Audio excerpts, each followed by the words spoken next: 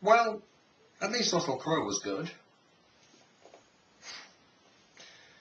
Okay, let me just say, I will be spoiling a few things about this film, and I'm not really a fan of Superman. I don't really know too much about it. I mean, I know about Superman and Lois Lane, a little bit about them, a tiny bit about Lex Luthor, and even tinier bit about Krypton, and that's about it. So, I wasn't initially excited about the prospect of a new Superman film. I remember Superman Returns. Well, actually, that's a bit of a lie. I've seen Superman Returns. I don't remember a thing about it, because that film was forgettable. In fact, the first good thing I will tell you about Man of Steel is that it's better than Superman Returns, because in Man of Steel you have a few memorable moments. In Superman Returns you have no memorable moments whatsoever. Okay. Man of Steel. I will say that the trailer for this film got me so excited to see this, because Russell Crowe narrates a good portion of the trailer, and he's got a wonderful trailer voice. And the trailer alone got me excited to see the film.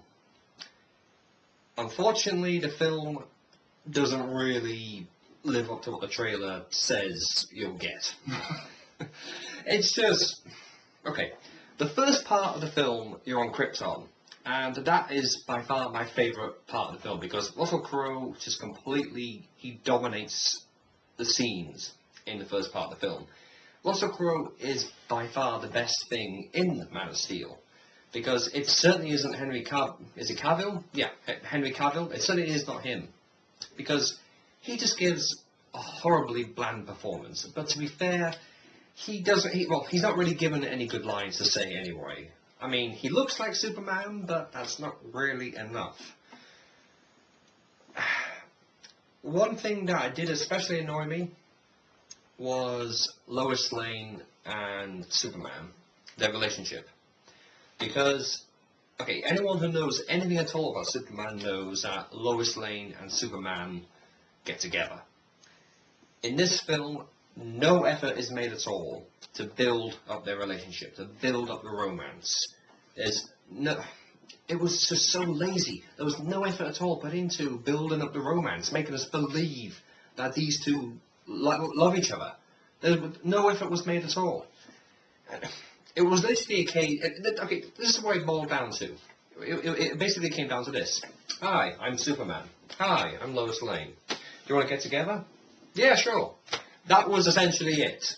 There was no effort at all put into actually making us believe that Superman and Lois Lane are in love with each other. There was no effort was put into that at all.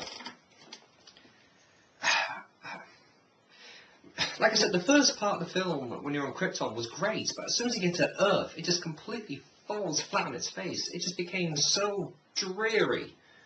And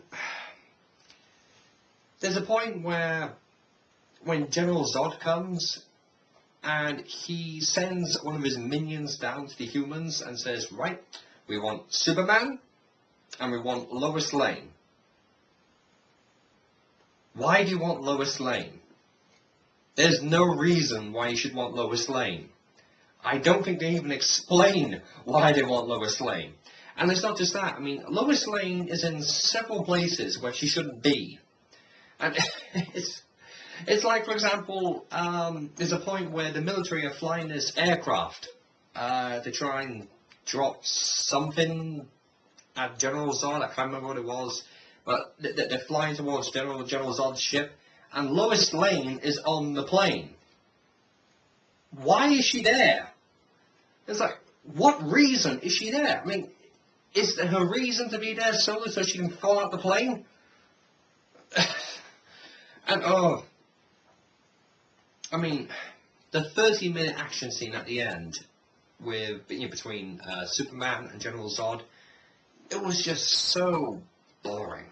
It just dragged on. I completely zoned out. There was a point where I zoned out so much I forgot I was even watching a film. It didn't need to be that long. You saw Superman being slammed into the ground about 1,500 times. You saw him punch another guy into buildings about 700 times, killing God knows how many people. And that's another thing. they don't address the fact that they basically just killed a few thousand people. They don't even acknowledge it.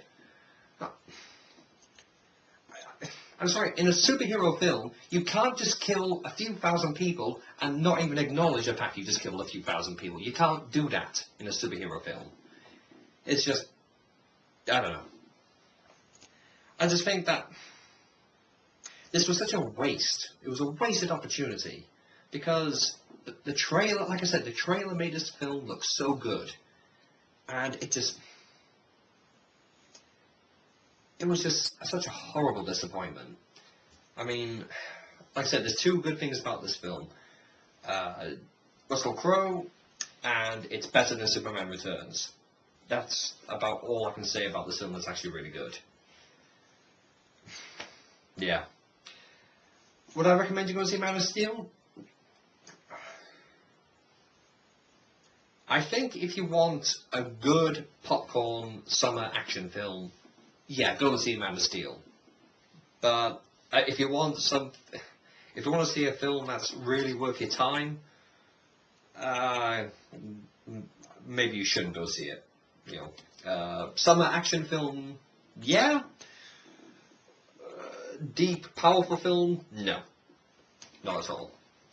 So, yeah, that's really all I can say about it. I mean, I think any fan of Superman probably has probably already seen this film anyway. So, yeah. So yeah, some action film, yeah, go see it. If you want a deep, powerful film, no, don't go see it. No. Anyway, thank you very much for watching. I'll see you next time.